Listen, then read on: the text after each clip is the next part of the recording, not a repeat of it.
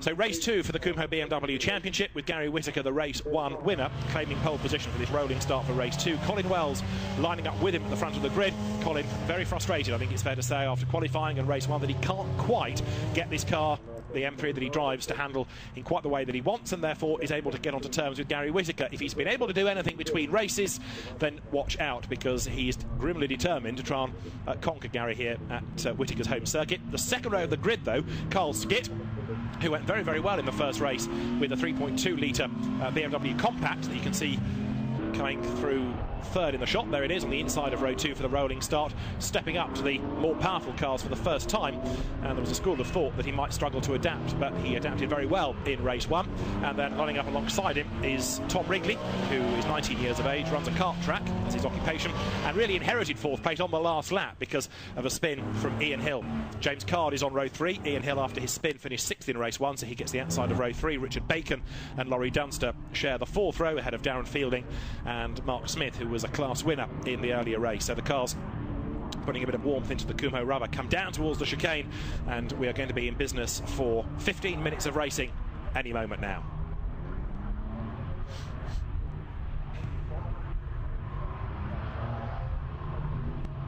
So the safety car will peel for the pit lane this time around, and round 2 of the Kumho BMW Championship then is about to get underway. Gary Whittaker, the man from Nottingham in car number 1, the reigning champion, he's going to take some stopping because he really is the benchmark driver in this championship. But Colin Wells, 3 times the champion, who returned to racing 3 or 4 seasons ago, wants to try and do so as they come now over the line. Can he beat Gary Whittaker? Well, let's see. Carl Skitt still weaving around, gets some warmth into the tyres there. Third on the grid, the race gets underway, and as they go down now towards Redgate, once again, as in race 1, it's Whittaker that makes the stronger start, and Colin Wells has to try to defend there, because coming up on the inside is Carl Skitt, to no avail though. Colin Wells, BMW champion, racing the National Saloon Car Cup in an M3, Vento racer as well when that one-make championship started. He's there second, but already Gary Whittaker has escaped by what, 3-4 cars length, and he's pulling away yet further as they go down through the Craner curves. Carl Skitt on the tail of Colin Wells, who is second. Skitt third, fourth the yellow car, the Tom Wrigley. The cars now make their way up towards Schwarzkopf for the first time as Neil Easton goes through. Came into this championship at the back end of last year, having started off in the MSV Track Day Trophy Championship. So race leader is Gary Whittaker, and a change for third place there. Tom Wrigley very brave on the inside going into McLean's, and the yellow M3 slides by on the inside of Carl Skitt, so he's gone through, takes the place, and then behind you've got the cars of Ian Hill and Richard Bacon. Mark Smith running 7th. This a 15-minute race. Gary Whittaker leads as they come down towards the chicane for the first time. They got 12 laps in, first time of asking, so that's the target for them as they come then now towards the chicane. Carl Skitt under yet more pressure, look, because as they get to the braking area, Ian Hill it is, number 3, who tries to slide through on the inside, and he does so. So Carl Skitt, having gone really well in race 1, to finish in 3rd place, losing a couple of spots on this opening lap of the race. And now also you can see Tom Wrigley's yellow M3 right on the back of Colin Wells in the Brawn livery, white and Dayglow yellow flash M3 in 2nd spot. Skitt fights back, he's on the inside there of Ian Hill, tries to find a way through as they turn out of Redgate onto the top of the Craner curves, but it doesn't pay off for him. They're absolutely side by side, and Carl Skitt keeps on coming on the inside. He's gone through in a rather sideways. Ian Hill has to back out of that, drops a place. Thankfully though, he didn't drop the car, so he hangs on in there. So we're on lap 2. It is Gary Whittaker leading the way. This is where Ian Hill had his spin at the end of the first race, the old hairpin. He gets away with it. Whittaker leading. Wells second. In 3rd place, the yellow M3 of Tom Wrigley. In 4th place though now it is Skitt. 5th is Hill, and 6th behind them is James Card. But as we saw in race 1, Gary Whittaker is very much here stamping his authority on the BMW Championship. Yeah, so he's built out a bit of a lead, as you guys can see, and let's see if Wells can have a nice charge like he did in the first race there. So some more great action here from Donnington Park in the Kumho Tyres Cup. Getting a replay here of Carl Skitt making his move back again for 4th place against Ian Hill. But just have a look at this, going towards Hollywood. He's on the inside, and it soon becomes pretty narrow, Charlie. Yeah, the last thing you want to do is get sideways in a rear-wheel drive car here, just before you go into the change of direction for Craner curves. Not a nice position to be in, but he saved it, unlike in race 1 where he had a spin. So well done. Now that point you make about Colin Wells' car is a valid one, because in race 1 we saw sure it becomes stronger really in the final third of the race. At the moment, the gap is 1.7 seconds, and it's going up all the time. But as the race wears on, maybe pace will come in Colin Wells' car. Currently in second spot. Good little battle going on here as well. Look, as Colin Whitmore tries to gain ground as they turn their way onto the top of the Craner curves. The man that he's chasing after is Darren Fielding's M3. Runs in Class B for the less powerful cars. This championship that began in 1987 has always delivered big grids, always delivered good racing, and always attracts quite a few newcomers to racing as well. There is Colin Whitmore's left-hand drive M3, heading now under the gantry there, up towards Schwant's curve. But at the moment, he's quite a long way back. 16th he is. Yeah, lap times as well. Wells is only actually 2/10 off Whittaker. And as you said, you know, this is a sort of buy a car, put a roll cage in it and get it kitted out. I've got a friend of mine that's got a BMW who would, I'm sure, be willing to enter it into this racing. So maybe I should have a word with him and get him on the grid. Yeah, you say that, though, because you want to drive it as well, don't you? That's the real plot behind this. Maybe a two-car thing, two-driver thing, yeah. You've been rumbled here, Charlie. So we're on to lap 4. 11 more minutes of the race remain. And you can see here the midfield battle working its way down towards the chicane. Darren Fielding there, number 40, in Class B, keeping the Class A car, Colin Whitmore at bay. And the next target for the car of Darren Fielding as he comes across the line is going to be Paul Bellamy, who runs in the invitation class. Down towards Redgate Corner they come now then. So starting lap number 4, the gap between Whittaker and Wells goes up again to 2.4 seconds. And that time, not only does Gary Whittaker do the best lap of the race, he does so by 7/10 of a second over Colin Wells. Now this is the fight for third, and Carl Skitt in the compact. He's coming back at the yellow M3 here in the hands of Tom Wrigley. He was pretty brave in getting past him. Can he hang on in there? The two of them make the run now up towards Coppice Corner. While they're squabbling like this, they're not going to be able to catch the top two. Tom Wrigley, fourth on the grid, keeping ahead of a slightly crossed up Carl Skitt there. Just thought for a moment there might have been a trace of smoke out of the back of the compact in fourth place. We'll keep an eye to that as the leader, Gary Whittaker, once more comes through the chicane. Yeah, he's also did his fastest lap even quicker than the last race as well. So the last race he's about a 10th or so quicker, and he's gone quicker again by another 10th or so. So he really is stamping his authority on this race. Maybe the first race he was just being a bit gentler on some of his competitors, but what a fantastic lead he's pulling out now with some good lap times. In traffic there, the third and fourth place cars putting a lap on Martin Skeeler's car going through Redgate. Well, there is the reigning champion, race 1 winner, therefore championship leader, man to beat.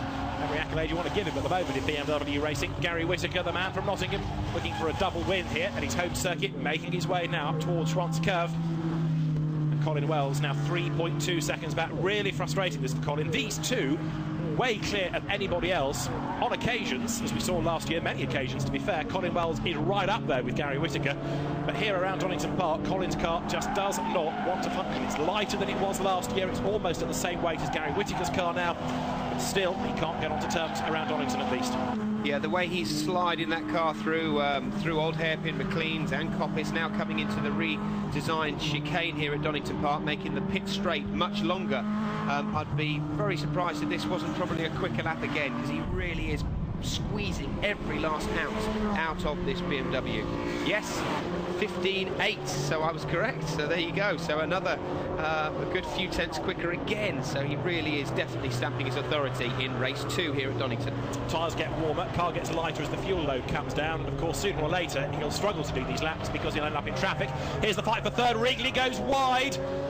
Gets back onto the road, novice cross on the back of the car. He's lost third place to Carl Skitt then, who nipped back up on the inside. Carl Skitt actually going sideways out of sympathy, really, just as Wrigley goes wide, Skitt had a little slide as well, so out of sympathy there, both of them making a little mistake there at Redgate Corner. Great battle for these two as well. But what did Wrigley do wrong? Was that braking a fraction too late? Or? I just reckon getting on the power too early, rear-wheel drive car, pushing the front on, and the more you turn, it creates understeer, and then as you get on the slippy exit, on the marbles, it goes wide, so the back comes round on you, so in a bit too fast on the power. But he's fighting back, isn't he? That compact, rumoured to have 350 brake horsepower on tap, only weighs about 1150 kilos, but it's not getting away.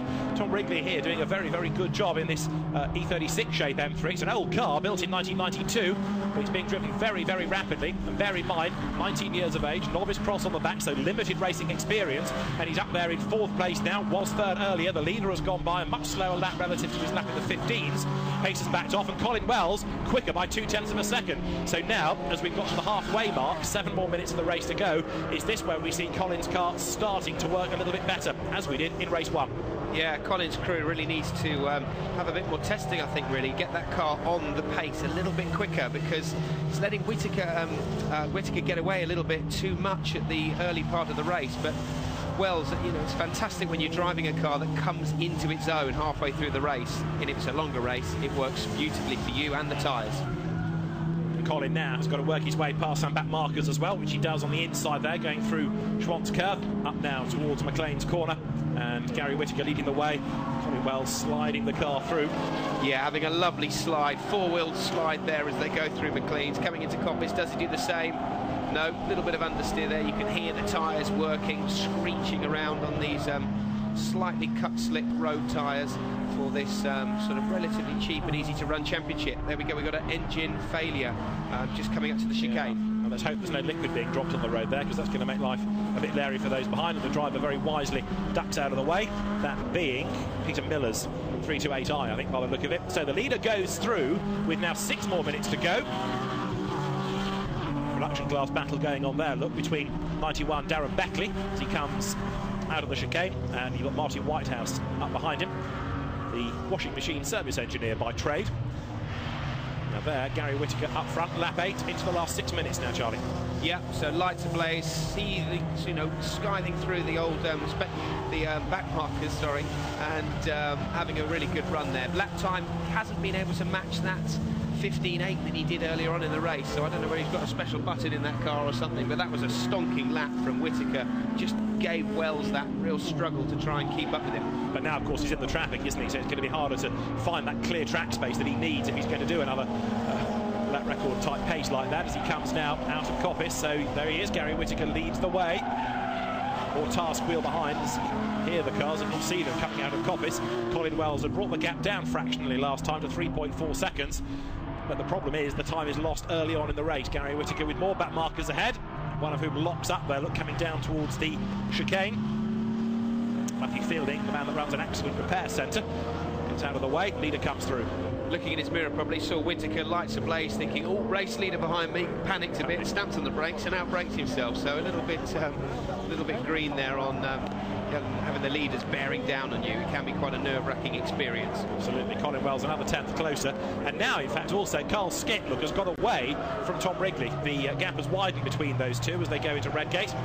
Put a lap on 84 Philip Grayson, who we saw getting in the wars a little bit, bouncing over the grass in race 1. But I think now, looking at that gap, Carl Skitt, a 2.5 seconds in hand, has probably done enough, hasn't he, to secure 3rd place with 4 more minutes on the clock. There is Wrigley in 4th, working his way through the traffic, coming down now towards the old hairpin once again. Yeah, just looking at these cars, you know, going through Craners and through the old hairpin, there's very little suspension roll on these cars at all. They all look like they've been set up extremely well and are very, very stiff. So very, very stiff and stable cars. Hence, that's making the tyres work overtime. Hence, you're hearing that squealing noise coming from the tyres as they're battling with the car through the exits of the corners. If you were with us earlier on in the day for race 1, you might remember Richard Marsh ending up in the barriers at the chicane late race, having been in the lead of his class. Well, that's a car missing from this race, not surprising perhaps given the damage that was done to it, and also Graham Hurd, whose smoky car retired on the last lap, missing from this race, and somebody there desperately close to having a drama. That was Greg Marking, number 70. Thankfully, all the quicker drivers lap him and he gets out of the way, but that could have been a bit of a moment for them, though, as they saw the car up on the curb and getting sideways. Yeah, even though you're catching the back markers and you just think they're much slower than you, they're still fighting that car as fast as they possibly can with different settings, different talent, you know, different experience levels. So, you know, it's very, very easy to get tangled up in the back markers. And as you know, David, commentating for as long as you have been now, it is very, very easy. You've seen races lost due to back markers. Absolutely right. Gary Whittaker, I think, has so far managed to drive around the drivers. There's a car off into the gravel there on the outside of the road coming into the chicane, and you don't often find cars there, almost like a brake failure or something coming into the chicane has pitched the car off the road. Well, the leaders have gone through, the gap has gone up again, in fact, between the top two. Car number 40 you've just seen going over the curve at the chicane, Darren Fielding, currently running in 13th place. This midfield battle continues down towards Redgate Corner. Number 41 there, Stuart Laws, a hugely experienced BMW racer. Began way back in 1989, just the third year of the championship. Behind him, you've got car number 18 in the hands of Paul Bellamy. And looking to see which one it is that's off of the chicane. Roger Card off at the chicane. That's quite a long way off as well. That's a gravel track way into the distance at the chicane. 79 also pushing on there. You can see that's James Cannon. And ahead of him, car off, through gravel, back onto the road, off again. Ooh, this could be expensive. Right across the road. Oh, that's Carl Jones. Carl Jones, not the Carl Jones, no. I don't think. But that move started. You can see he turned way too early for Coppice. Was on the power way too early, and that I could see that coming. Yeah. So top job of the camera crew there, picking that up. He's going to spin again, isn't he? If he's not careful. He has. In his efforts to get back on the road, an excess of zeal, puts his right foot to the floor, loses it. The Telford mechanic now has got himself back towards the tarmac, rejoins. What a good job he didn't do that in front of the TV cameras. Oh no, rats, he did. So a rather public moment for Carl Jones, but at least he's back in the race. I want him to do my test drive for my MOT. He's going to do donuts with it. Here's the replay. So you can hear the screeching of the tyres. He runs wide at Coppice Corner. He nearly corrects it, but doesn't lift off the throttle in time. This isn't rallycross, is it? No. Okay. But that's a lot of pace across the grass towards the barrier. And that, I bet his heart was thinking, no, doesn't want the barrier. So we're coming up to the last lap now. About 55 seconds left of this race.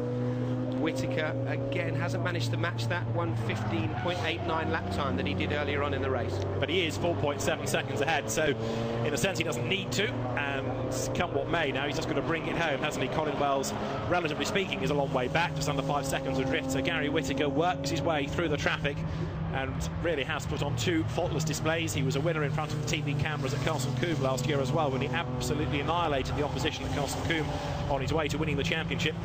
So that was a longer 30-minute race. These 2 15-minute races have the same outcome. A Whittaker win and Colin Wells chasing. But rest assured, during the season, the gap between them is going to get closer and closer. And for third place, we've now got Tom Wrigley back ahead of Carl Skitt. So having suggested that Skitt was going to be able to preserve that until the flag, Tom Wrigley has managed to get back through. Yeah, looking at Wells there, we're following at the moment. It's he's going to look at the timesheets at the end of this race and think, how did Whittaker put in a 15.89? He's really going to be scratching his head there and talking to his mechanics and maybe changing the setup to get an earlier pace on the car. Gary Whittaker coming through traffic, still brakes as late as he possibly can there. You saw the car quivering under braking, but no dramas for him. It's going to be a second win of the day then for Gary Whittaker. The checkered flag is at the ready, and Gary Whittaker wins the second race for the Kumho BMW Championship. Comes across the line a happy man, and once again he's made it look easy. He might tell you otherwise from inside the car. Colin Wells comes home 5 seconds adrift in the end, and that means it's a much bigger winning margin than we had for race 1. Third is Tom Wrigley, great drive that, and Carl Skitt in the end is only 4th. So Tom Wrigley gets himself onto the notional podium for his 3rd place. Carl Skitt comes home in 4th spot, therefore a reversal of the places that the 2 had in race 1. And it's going to be Ian Hill for 5th place, all being well, as Gary Whittaker celebrates with a wave to the marshals on his slowing down lap, turning his way down through the old hairpin. Ian Hill is home in 5th place, and it's going to be James Card, his dad Roger we saw in the gravel at the chicane, who will be home for 6th. Richard Bacon takes 7th, and Laurie Dunster comes home in 8th position.